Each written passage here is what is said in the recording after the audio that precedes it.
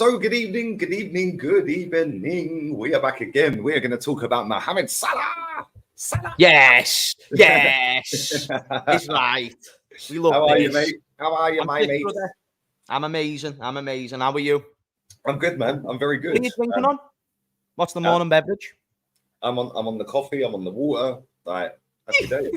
Just getting all the chemicals into your body early. I've just woken up. And I said to you backstage, I ain't been up long. Literally, I have been up, and then I went back to sleep, and literally woke up half hour before the show started. I was like, "Oh, I need to fill it up." That sounds productive. Got to stop having a little nap. I've got to stop doing it, man. I've done it for the watch along the other day. Because what it is as well, you think it's going to give you this reset or this fuel, but it's not. It's just temptation to stay in bed for longer. That's all it is. Mate, I turned up late for the Arsenal Man United watch along. Yeah, because I went back to sleep. I was going to watch the Liverpool game. Yeah, and I thought, let me just have a little nap for an hour. Yeah. And I woke up 45 minutes before Arsenal kicked off. Then I thought that Arsenal kicked off an hour and 45 minutes later. So I set my watch along up for 5:30 Spanish time instead of half 4. But I woke up at 4:45. Mate, it was a nightmare. I ended up being... And then I was sat backstage talking to Ola, thinking I was live. Nah, Lee, sometimes you've got to sit there and say, what's the universe trying to tell me? And I think in your case, that's what it's trying like, Lee, we need to think a few things through here, you know what I mean? Nah, but I think this one started off well, so I think you're back on normal track, you know what I mean? You're back to your professional self. I think so. I'm trying. My guy. Anyway, how you been, man? How you been? I've been sound. I've been having a little break recently, to be fair. I haven't been doing an excessive amount on my channel, aiming to get back onto it today or tomorrow. And yeah, brother, otherwise I've just been going with the flow, not being too upset about the football, not being too upset. My team is, I'd probably say, over-exceeded to this point. You know what I mean? Not to just like a brief summary. I think to win at least 3 of the games, and the game that you drew was first day of the season, which I think, you know, if there's any day that it's going to be Chelsea, even though they haven't been great, I still think, you know, there was that new manager bounce, new season, their stadium. I feel like that's not a bad draw to have. And then to beat Newcastle, Aston Villa and Bournemouth. You're meant to beat Bournemouth. I don't think we was meant to beat Newcastle. Of course, Liverpool should always beat Newcastle. But I think going into the game, there was an expectation there that Newcastle were going to whip us. And even we had fear going into the Aston Villa game. So it shows our performances haven't been great. So from that, I can't sit there and say, is a title race sustainable? No, I think that'd be ludicrous to say, based on what I know now. But is it what you need after 3 games to at least like even have a glimmer of hope of it? Yeah. But Tottenham are also on the same amount of points, so who cares? Yeah. You know what I mean? Same as West Ham, isn't it? West Ham on the same amount. Yeah, that's it. City was running away again. That's the thing. It's weird, isn't it? Like Tottenham are second, right? But there's like you're third, West Ham are 4th, we're 5th, but we're all on the same points. Yeah. So yeah, let's hope we get more of the top 4, because honestly, like last season, I think we had that again. It was like after the first 3 games, we might have been in top 4 and never touched it for the rest of the season. It was so bad. No, I think he will this season. I think he will. Even if Salah goes. And listen, big up to 350 in here real quick. Smash the like button. James's channel link is in the title. My God. So make sure you sub to James. Hit the link on this. Spam the comments. And talk to me, man. Are you worried? Mohamed Salah, 215 M's. Oh, my days. It is phenomenal ammo, because let's be honest, I don't know about Arsenal too much, but the majority of the top 6 teams, Mohamed Salah is their daddy, right? So when they see any report regarding him leaving the club, let's be honest, they're going to be buzzing. Salah's got like 65 GA against the top 6. Don't even take the piss. Everyone, Man United especially, they were sitting there going, oh yeah, you're going to lose your best player. Just because they couldn't get rid of Harry Maguire does not mean we are not kings of business. And yes, would 200 million be an amazing amount for the 31-year-old? From a business sense, it makes nothing but sense. You know, you can even go with the narrative that typically, if we get a big asset out, we do spend based on case study. If you go and look at the fact that we sold Luis Suarez, we went and bought a bunch of shit with Lazar Markovic and Ricky Lambert and all that, but we went and bought a lot of players. And then we sold Coutinho, and that went completely different. We got Virgil van Dijk, Alisson, an amazing group of players. So what that tells me is that if we got rid of Salah, we would see a big overhaul. I think we'd see significant younger, more top players come into the team. However, Mohamed Salah's just established. He's certified, he's guaranteed. Plus, it's so late. Well, the window's done now, but when the rumours first surfaced, it was like 2 days left, 1 day left. He'd left it so late, there was no time for a replacement at all. So the one thing that made me consider it was price. But if money isn't, if this money isn't super important to Liverpool, and we believe, or the club believe, that Mohamed Salah is the best interests for the short term, then I think you should absolutely keep him. And I do. I don't think we would have got somebody who can replicate those numbers. But then I'm also a believer, and this isn't me shitting on Salah, by the way, but I am a believer that Klopp will find a way to spread the goals out in the system. It's more my faith into Jurgen Klopp than my lack of faith in Mo Salah. I think Mo Salah can get goals, and I don't think someone will come in and get the goals of Salah, but I do think maybe we'd see Núñez get a bit more, or Gakpo and Diaz, and Szoboszlai is now in the team. I think the goals vary a bit more, like City. If you haven't got that main outlet, maybe more of the goals go to Núñez. So that's not me crapping on Salah, but I do think systematically he's replaceable to a degree. So that's why I at least considered 150 million, because think about it, Lee, as well, because I don't want any Liverpool fans to think I'm shitting on Mo Salah here. I need them to hear what I'm saying.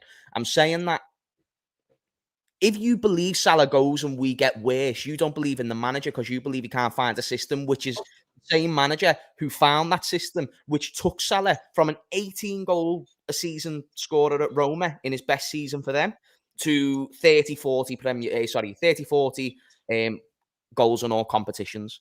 That isn't just a player getting better from 27 to 28. Like, maybe to a degree the mentality increased, but that is system. That is the same manager, I believe, could find a new system. So we need to analyse how important is the money. And if it's not that important and we've got a lot of money stashed away, which I believe, then I think you keep him. I think there's a greater benefit having the number one Muslim athlete, someone as huge, someone who's going to sell so many shirts, plus the goals he's going to bring. So that's my monologue concluded on Mo Salah. I said this yesterday with Terry. Like, it was a bit random that you just suddenly bid 111 or 110 million for Caicedo. Yeah. Right? Then if you got Szoboszlai for what, 60 million pounds, I think it was. Yes. Right. So that's 170, and then you bought what's his name, McAllister for 35. That's 205. Also Gravenberch as well. So you bought him for what, 40, 30, something like that. So 230 million, 240 million, right? Yep. Do you think that there's some way that Liverpool already knew that this was coming? They've had the conversation. And they've said, look, wait until our deadline's shut so we can get all of our players in without being ripped off. Because you went and bid for that. You went and bid for that player, 110 million. Yeah, I know you didn't get him. Yeah. But that was so random for Liverpool to suddenly just go bang, 110 million quid. We've never seen you do it. I think we've got Joe. I don't think that Saudi have contacted us, honestly, because if that was the case, then that weren't productive, you know what I mean? Because obviously, it didn't work out for Saudi because we're saying that he's completely not for sale. And I do think we won't sell him. I don't think that we will sell him. I think you can't. I just think. Oh, I hear you. I hear what you're saying. You did this with when Coutinho went. You got rid of Coutinho and look at your team. Like, do you know what I mean? You went and got the goalkeeper. You went and got Van Dijk, and then you just boom, blew up. Yeah, and I think if you do the same with, I think you could do the same with Salah. I still think you get top four without Salah. Yes. I don't think you'll win the league with him either. Okay, let's analyse something there then. 140 million in 2018 is very different to 200 million now. Can we both agree? Yep. And it's quite significant as well. Also, we'd agree that Liverpool are in a different place now than what they was back then. That was before league titles, Champions Leagues and all that. Even consistent top four finishes. We finished in Europe at least every single year since that season. So Coutinho leaving... also, we had a greater imbalance in the team then, at least in the starting 11. The defence still needed a lot to be worked out. We had Simon Mignolet in goal, for fuck's sake, you know what I mean? So we had a lot of issues. So the Coutinho going was actually really productive. And Salah going now means we need to go out and get a new right winger, and then we need to go and buy 6 or 7 other players, which this window, I think we know we don't need to sell them. I think that's what it is. I think we've, one, got money. 2, we have the belief that maybe they could come in again next summer because Saudi just want to get him in there as soon as possible. If it's this year, fine. If not, in 12 months. Because we understand how big Salah will be if he goes there and the incentive for both him and the league. You get what I'm saying? But I have still got my my doubts on where Salah's head is at, especially since the offer, because information. When that kind of dough lands on your desk, but you can't blame them. No, you can't blame them. And by the way, it doesn't take away. It doesn't take away from the legendary status. If he was at the top of your game and you'd won it all at Liverpool, because he's won every trophy, right? Yeah. And then you get an offer of 2.4 million a week, plus all the bonuses on top of that. Yeah. Like, and a cut of all the TV revenue. They're going to pay your first ever club some money and all of this stuff. Yeah. Like that, mate, that is very, look at Benzema. Benzema, nobody expected Benzema to leave Real Madrid. 350 million turns up and he's off. So I think he'd be stupid to reject it, but I don't think he's the type of player that's going to force his way out. He's not going to put a statement out like all these Man United players. But I do think that FSG, I think that they'll be sitting down with Klopp saying, look, we can't reject this. This is a world record fee. This is the thing. This is above Klopp's head. This is above Klopp's conversations. You know, people saying, "Oh, Klopp came out and said we're going to keep him." With all due respect, on a business aspect, it means absolutely nothing. It's what he's been directed and told. You know, the same way he was told we bid for Caicedo. Klopp never speaks about transfer news. He shuts it down immediately, mainly because there's either nothing going on or he doesn't know what's going on. And when the club say, make sure you mention the Caicedo bid, because let's analyse that time where they come in, they say Caicedo bid 110 million, massive bid. I think there was a degree where we knew that we still wouldn't get that deal over the line. It was weird, you know. Or we thought, let's be ballsy. The whole scenario of that was weird. Just like 11:30 midnight. No, it was 1 o'clock in the morning or something. When it was like never even had personal terms agreed, Lee. This is my biggest issue. That's a huge problem without personal terms agreed. And maybe they thought this could help towards the personal terms being agreed, because now we're putting in a certified offer and we're willing to get this player. But there was something there that was just huge lack of preparation. And, you know, people were talking about sentiment and having credit, you know, in terms of respect of other clubs. Like, you can't go and pay 50 million for Lavia. That's too much. You'll lose a little bit of respect. It's like, hang on a minute. But now we've just went and clusterfucked. We've just been turned down by Caicedo, tried to go back to the old target. He then said no and then went to thingy. And there's a bit more context now on the Lavia thing. Apparently, it was more of his agent. But you still left time for either him, his agent. And by the way, his agent is him because he's a representation. Can't just say, you know, like, it's still associated in many ways. So it's still a Lavia decision to go to Chelsea. And you gave them the time to do that. Oh, and by the way, we ended up bidding 60 million for Lavia. And it didn't work because Lavia turned us down on personal terms and Chelsea had already agreed 55 million. But bro, like, how has this happened? So the club say you can pay 50 million. Here's 37.5. No, by the way, we're saying 50 million. We don't really need to sell them. We're happy for 50. City have got a 20% receive a transfer clause, so we're all right with that. All right, then, is 42.5? It's like, I don't think you quite analysed what we've just said the last 5 times. We want 50 and we don't want any less than 50. Is 45? Okay, again, I don't know why you thought an answer was going to be different. So Chelsea then go 49 and then they go 55 and they finally get accepted, yeah? And the whole scenario was just weird, man. And it was like, it was almost like you weren't serious. It was just like you were taking the piss out of them. Yeah, it was just like, here you go. Yeah, you want 50? Yeah, well, you've been relegated, so you're getting 37. Yeah, take it or leave it kind of thing. We're Liverpool. Yeah, and then it was like, a 10 out of 10's walked in. Okay, 110. Our best deals have been release clauses. So McAllister, 35 million. I think we all agree that's a great acquisition. Yeah, he's class. But it's the release clause. So you never negotiated for that. It's just that the size of the club was able to pull the player in. Szoboszlai, he's another one. 60 million for him is going to be a bargain, by the way, bro. I need you to watch out for my guy. I need you to watch out for him. I wanted him years ago. We were linked to him 3 years ago. Oh, so you already aware of Sobo, He's class, man. He is a top player. He's boss. Mate, his goal at the weekend, I know it deflected a little bit, but what a goal, man. But you know what I like though, Lee? He knows the sweet spot on the ball. He knows the sweet spot. This is one thing that many players in you know the mid 2000s were specialising in. You know, getting the sweet spot on the ball and just smashing it into the net. It's something that I think we do see less of. We still see great goals, but you know, just those powerful shots where you just rip through the ball. You know, Szoboszlai just seems to has that about him. And, you know, he's so good. You're getting commentators talking about the size of his feet, and it's because you can see that technical ability straight away. And then you combine that with the fact he's a runner. He actually puts in the hard yards as well. He's not one of these lazy technical ballers. He's got a bit of everything. He's deceptively quick as well. Like, he's deceptively quick as well. Yes. He's got that burst of pace, doesn't he? Good acceleration. Top player, man. He's my to get him and McAllister for like 100 million. Like, that's a bargain. I can't lie. In this market, it was great business. But then, you know, you've got to question, how was Ryan Gravenberch going to get in the system? I think we did overpay for Enzo, but who cares? I suppose he's coming in to be a backup.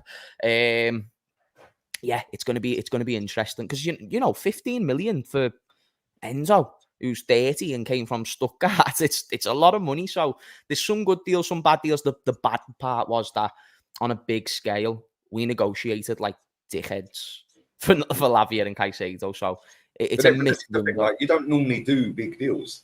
Like if you look over the whole time Klopp's been there, your biggest deal was what? Van Dijk.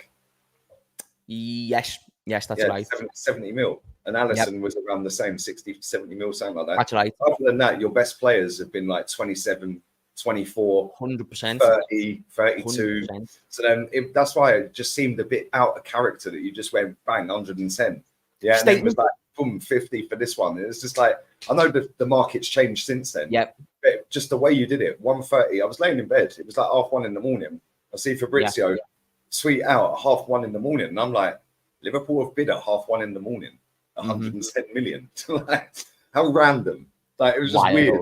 Yeah, and I was I was thinking, wow, they've nicked him. But like I said to you before, the biggest mistake he made, number one, not getting personal terms agreed. Number two, letting him stay in London that night. Yeah, if you had got him up to Liverpool, got him in the training ground at 3 a.m. or 4 a.m., he might have signed for you. But listen, let's be real, he's been pony so far. Like, he's not had a great start. I'm not going to lie. I'm because I was questionable on Kai. Yeah, here's my score, right? I wanted Lavia all summer. I was someone who said, I want Lavia. I like the player. I even like the resume. Do you know when a young player's got a positive resume to play for Man City Academy, one of the top prospects to come out of Belgium? That to me sat there and said, he's being identified personally by both Pep and Jurgen. Both of those managers have the approval.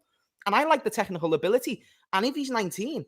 this is something I'm willing to work with. Oh, by the way, he's being linked with every top club in the top six. So other managers see the same thing. I'd have loved him. And even when Caicedo got brought on the table and the bid was put through, I said on my channel, I'd still prefer Lavia. I'm not going to lie. And I weren't saying that as a cushion. Like, at this point, it looked like that we had Caicedo done. And I was still saying I preferred Lavia. But I'm willing to work with Caicedo. And I do think Chelsea can get a player there. But like you said, he's been pony so far. Endo's looked better than him. He's looked well better. Yeah, 100%. Listen, big up to everyone inside, man. Over 600 in here. Smash the like button. There's nowhere near enough likes on this video. You lot have been moving slow on these likes recently. 132. And there's 600 inside. The math ain't mathing, people. And make sure you sub to James's channel as well. I want to ask you, like, I know you said right at the beginning that you've kind of overachieved in the first 4 games. Like, I haven't watched a full Liverpool game. Can I just add quick context first, just before you carry on? Overachieved in comparison to what I thought we were going to do, yes. I haven't watched a full Liverpool game because obviously I fell asleep and missed the game against Villa. But that's a good result, man. Aston Villa are a bit of a problem. Like, and I know they've been slapped a few times this season already, but that's Aston Villa. They're going to go and slap a few teams and they're going to get slapped a few times. Similar to Tottenham. Tottenham have started really well, but we know they're going to get slapped a few times the way they play, right? But are you confident that, like, top 4's done? Like, I know it sounds stupid saying that after 4 games, but when you look at everybody else, Chelsea are just a mess still. Yeah. Then you've got Man United. They look a bit all over the place. They got players. Well, Prison FC might be getting a few new members. Do you know what I'm saying? Like, it's a bit mad. Then you've got statements coming out here, there, and they've had more statements than wins this season. Like, it's crazy. And then I see Greenwood pinging them in training for Getafe, man. It's just mad. Yeah. Weird. He did his unveiling and that, like, going out there. That was weird, that, wasn't it? That was strange.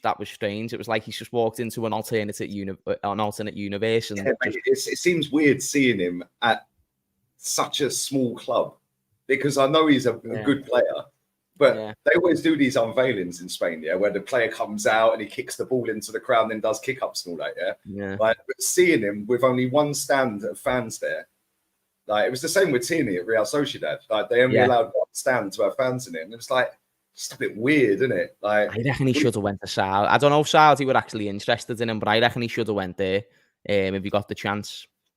I think the thing is, like, the Spanish league's obviously more competitive in terms of ability, but they've got, I didn't even know this until yesterday, they've got a clause in the contract to bring him back in January if they want him. Yeah, and do you know what's mad? Is I actually thought that they'd terminated his contract because it was like he's going to leave the club. I thought that as well. That's the way it was portrayed, weren't it? I know I weren't just losing my marbles and I never read that. I was like, wow, they've let him go, so now he's a free agent.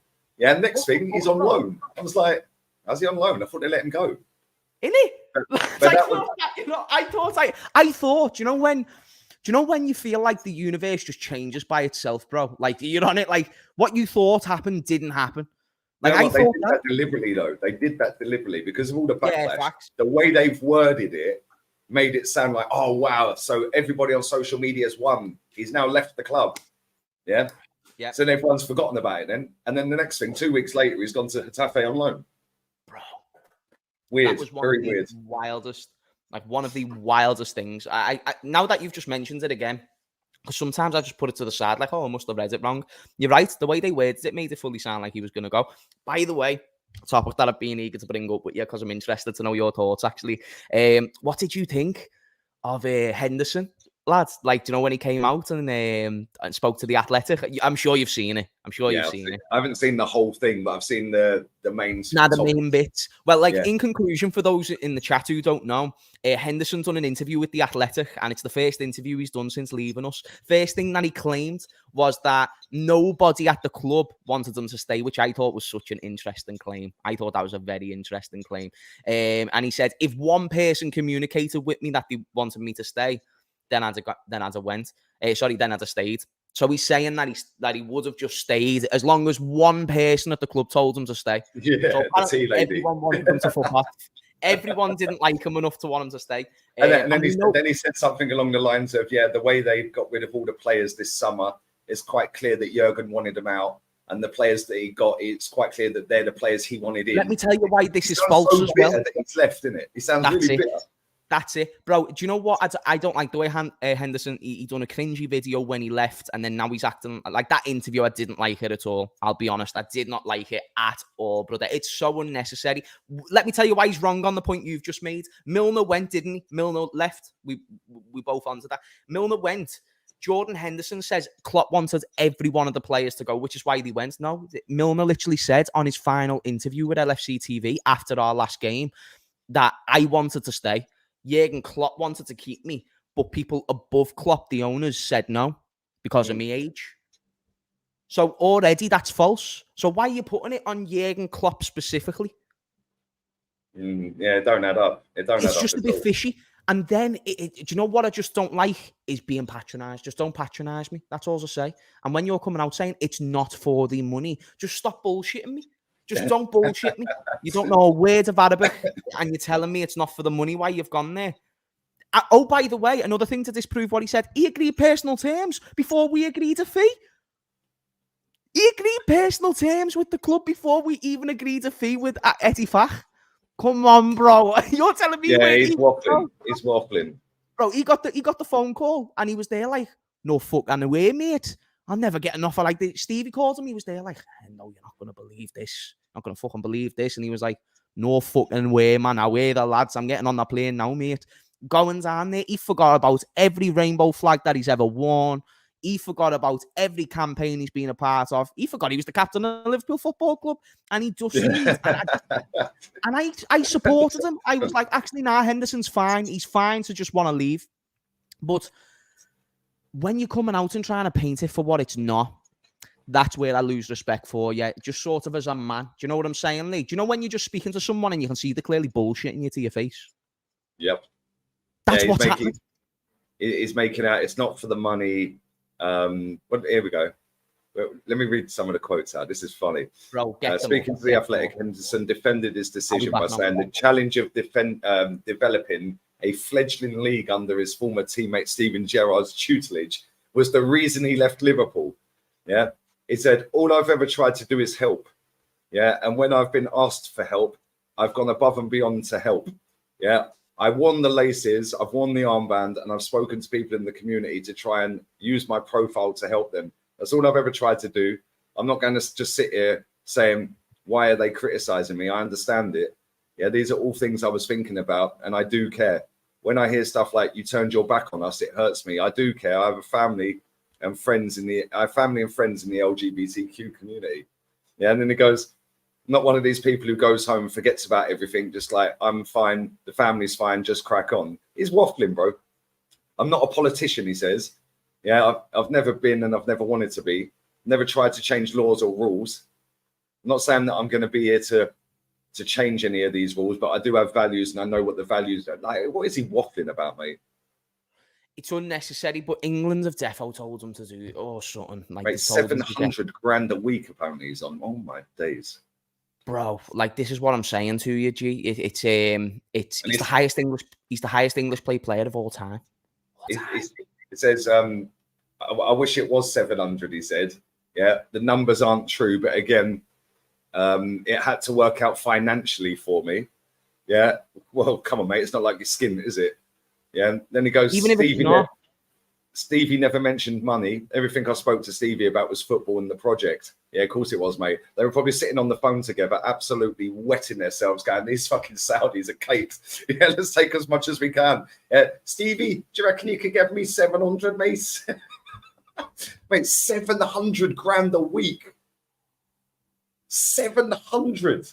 Bro, that is mad. Bro, even if you half it, let's say half of it is true and it's 350 or something like that, that is still unbelievably mind-fucking. Jordan Henderson is on 350k a week minimum.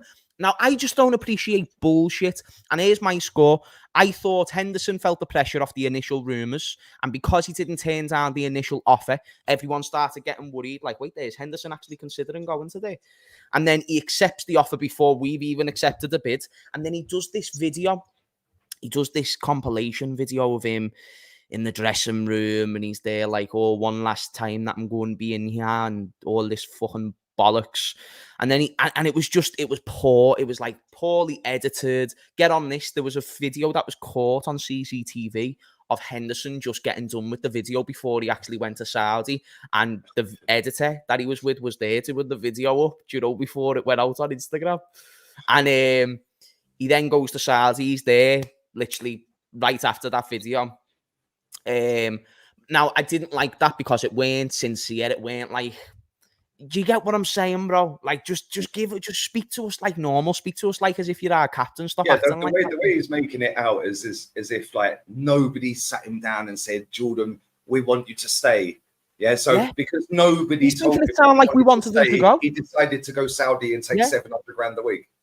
Bro, what I don't appreciate is using a couple of narratives. One, I never went for the money, which is bollocks. It is complete bollocks. Because if that's the case, sign for another Premier League club because they would have took you. Facts, bro. Like, yeah, exactly. Go back to Sunderland. If you really want to do a passion project, go back to Sunderland right now. You know what I mean? They've just bought Joe Bellingham. You wanted to play with Bellingham fucking a couple of months ago, didn't you? Go play with his younger brother then, for fuck's sake.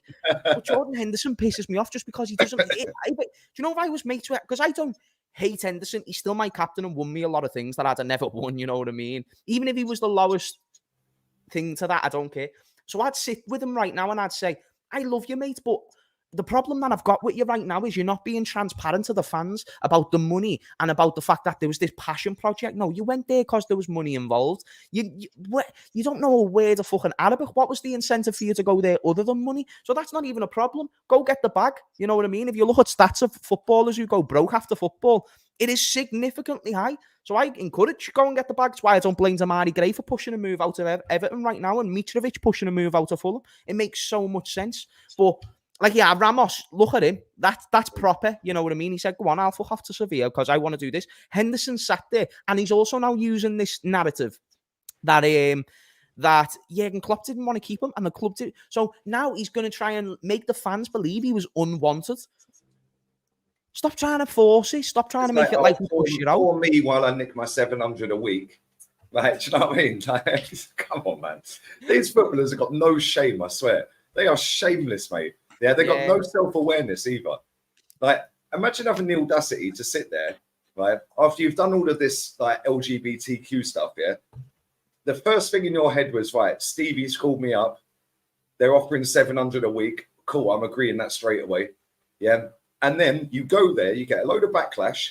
You then come out and say, I've got members of my family that are LGBTQ community. Right? Well, why are you trying to justify it? Right? But, oh, that's like saying I've got a black friend. Like, do you know what I'm saying? Like, I'm not racist, so I've got a black friend. Do you know what I'm saying? Like, that's exactly what he's doing, bro. It is insane. Bro, he's gone into this defense thing. He's been poorly advised, or he's just acted on this wrong so much because bro, as soon as he got that money from his bank account, he was like, right, he's lost all control. He don't know what's going on anymore.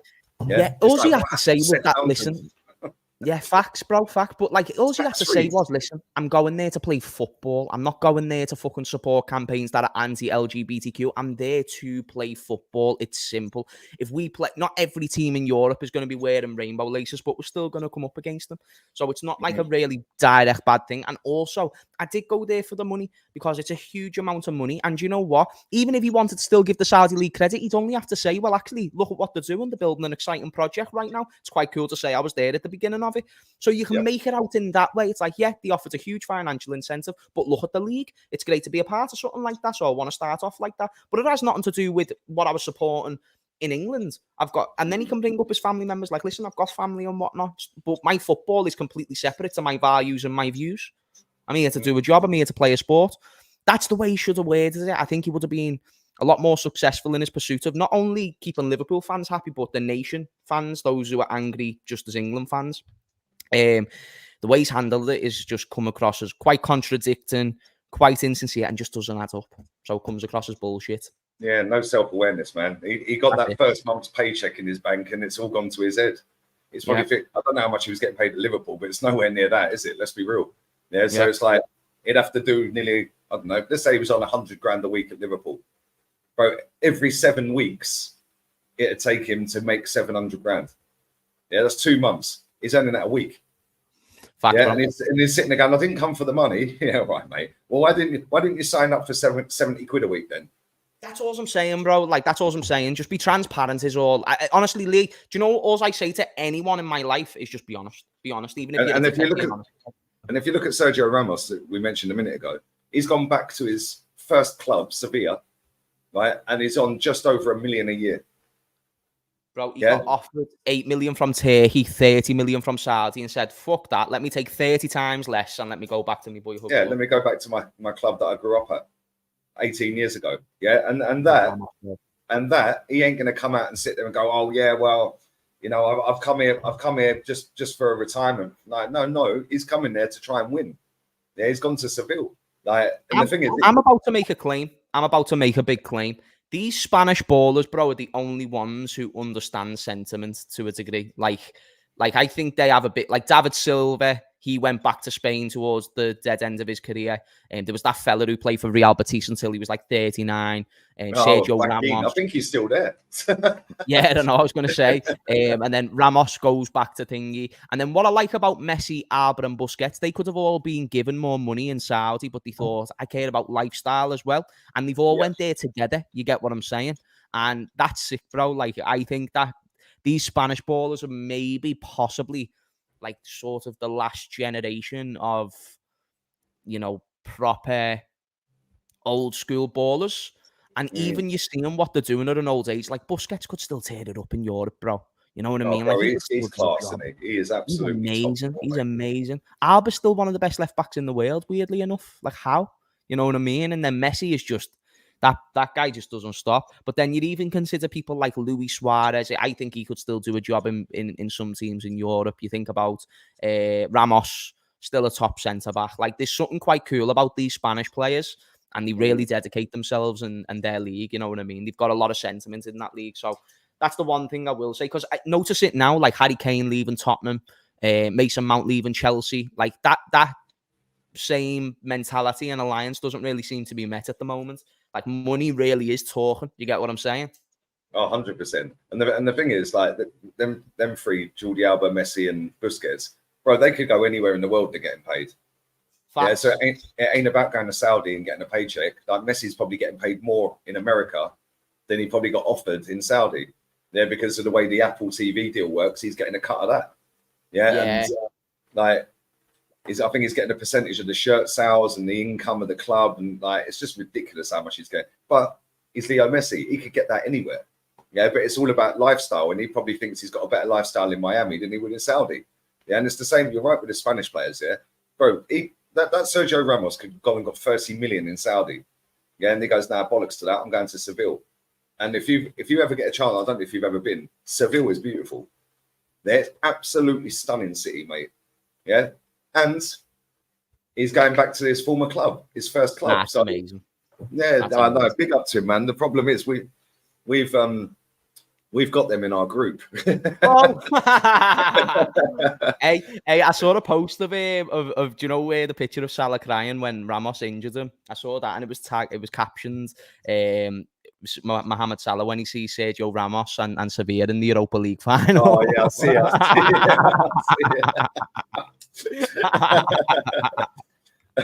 Which I thought was brilliant. Mate. That's the thing, yeah, because I don't think maybe they'll get out their group, but they're not good, Seville. They purposely finished there. They'll win the Europa League, get Champions League qualification. They're like, actually, fuck this shit. We're not going to win it. Let's go and get that mark. And you know what? It's so much better for them. Like, the marketing they have on being the Europa League kings is brilliant, I think. I think it's what makes their club massive. 100%, mate. They're currently sat bottom of the league. Three losses in three, right? But this is funny, yeah? Because when they won that Europa League, the manager who won it, the season just gone, when he got the job, they were 19th, I think, right? And he took them from 19th to 9th and won them the Europa League, all in 3 months. That is wild. Crazy. And he was their third manager that season. Wait, is this last season? Yeah, last season. He was their third manager that season. They had already sacked 2. Am I still here? Yeah. I think my Wi-Fi is going buggy a sec. Give me 1 second, Lee. Yeah, no worries, man. No worries. Big up to everyone inside, man. 807 people in this. Smash the like button up. Make sure you subscribe to James's channel and this one. How many subs am I on the second? Have we hit 20k yet? Let's have a little look. I'm going live with Hussam straight after this in about 8 minutes. So make sure you come and join in on that as well. Still not hit 20k yet. I'm literally 27 subs away. 27 subs away from 20k on the second channel. So go and sub to the second channel as well. And I'm going live with Hussam in about 7-8 minutes. But he's back. You're back. There we go. He's back. My Wi-Fi just went a little bit fuzzy there, so bad thought. It usually resets itself when I go out and back in. It's weird. So yeah. My man said what phase is Sevilla in. Bro, they're in phase win the Europa League every year. It's ridiculous, man. And the thing is, you just know that when they get into that latter stages, you just know that it's football heritage, mate. They're just going to do it. Yeah, they're just going to do it, man. Yeah, you find a way, innit? Nah, Sevilla and Real Madrid are proof that, like, European heritage, like, once you've won that first final, that's important. You get what I'm saying? Because I think there's a stat as well, like, no teams won their first European final or first Champions League final. I might be wrong there. That could be very wrong. Real Madrid won the first 3 or 5. Okay. I don't know where I've heard that. Real Madrid are the founder members of the Champions League. They helped set it up. Yeah, and then I think they won the first 5. I may be wrong, but I'm pretty sure it's the first 5. They definitely won the first 3. I know that much. Yeah, I might be wrong. But, like, point that I'm leading to as well is, like, even a European giant like us, anytime we play Real Madrid in the Champions League final, like, we're bigger than you, so it's heavy, innit? I'm just like, shit. There you go. Red Star Belgrade won there. Red Star Belgrade have got Champions League, man. What are my club doing? What, do they? Yeah. Back in, what year was it? I want to say it was 91. I want to say it was 91, but I may be wrong. The chat and I watched Divock Origi go into Nottingham Forest, you know, the welcoming video, and he was walking past their 2 Champions Leagues, and I was like, oh my goodness, it's mad the way they've got 2 Champions Leagues. I always forget. Look at my footballing knowledge, yeah. Apparently I've got no ball knowledge, yeah. I said 91, it was 91. Red Star Belgrade. My guy. 91. I got no ball knowledge, but I knew that, yeah. Come on. Get him in any pub quiz and you're flying. Oh, mate, Kenny's the one for pub quizzes, mate. That guy's football knowledge is a joke. Like, literally. Does he just remember everything? You see, look, they beat Marseille, mate. Marseille back then was so good as well. Yeah, Steaua Bucharest got one as well. What? Yeah, Steaua Bucharest got one, man. What year did they win it? I think they won it before. I think it was before. So it must have been, what, 80-something? 89, 88, maybe? Was 86. It Louis van Gaal who won it with Ajax? Yeah, I think he did, yeah. Bro, that Ajax team, like, it was a bit before my time in it, but you can look back at those names and be like, what the fuck? Like, that team is unbelievable. Steaua Bucharest have got a Champions League. Red Star Belgrade have got a Champions League. And my club are giving it, we're on the way to Champions League. It's hard to win. Tierney's not at the back anymore, is he? He's in Spain. Yeah, they've got to change the song. But there we go. It is what it is. Yeah, Marseille won it in 93. Didn't they have Jean-Pierre Papin up front? What a player he was. Yeah, what a player. But yeah, these are ballers. Yeah, PSV have one as well. Look at that. Look at some of these teams. Mad, isn't it? Celtic got one. That was Lisbon Lions. Yeah, I knew Celtic had one. I knew they had one as well. Lads, that's madness, you know. That is crazy. Nah, that's crazy. That's why I always say the Champions League's harder to win than the Prem, though, because here's what I say. I say that it's not that it's a better competition or anything, but it's harder to win statistically because it's harder to get into because you're not guaranteed in the Champions League every season. Do you get what I'm saying? Like, you've got to earn the spot to get in the Champions League, and then you've got to analyse the probability of fine margins. If you lose a game in the Prem, it's not the end of the world. If you lose a game in the Champions League, that could be you out. That's a problem. And you don't have much room to solve any error. If you're losing 3-0 in the first leg, it's going to be very hard to overturn that in 90 minutes. If you've lost your first 2 group stage games, now you've only got 4 games to get out of that group stage, and they could just be off days. You get what I'm saying? Yeah. You have an off day in the Champions League. That's why I always say it's harder to win the Champions League. Also, it's statistically backed as well. Every team, not just in Premier League either, like just overall football, every team has got more leagues than Champions Leagues. And I think that matters, you know what I mean? Even in recent time, the majority of teams have more leagues than Champions Leagues. We oppose it. In the past 30 years, we've actually got more Champions Leagues, but many teams don't support that, you know what I mean? Many teams have way more leagues. So, and I think it's because of how rare some teams do get into Champions League, do you know what I mean? Yeah, 100%. 100%. Look at that. Scott Carson does have 2 Champions Leagues. Shout out to Matt. He said Scott Carson has 2 Champions Leagues. Us in Istanbul and City in Istanbul. That's unbelievable. In 2005 and 2023. What the fuck? That's crazy, man. He's got more Champions Leagues than I'm going to see my club ever win. That is actually a joke. Just think about the players out. Think about how many players out there. By the way, Scott Carson has more Champions Leagues. Am I right in saying this? He has more Champions Leagues than anyone in that Man City squad. Am I correct in saying this? Because all of them have only got 1, no? Yeah. Yeah, they've. Am I right? I think I'm right in saying that. Yeah, so, I don't think there's a player in their squad that's won it anywhere else. Maybe I'm wrong. Scott Carson's the most decorated European player at City. You've heard it here first. Oh, Kovacic. Kovacic that's fair. Yeah. That doesn't even fucking count. Let Carson cook, man. Let Carson cook. Let him cook. Yeah. Yeah, put your Champions Leagues on the table and Carson just goes, bosh, there you go, there's 2. Oh, that's mad. It's actually mad.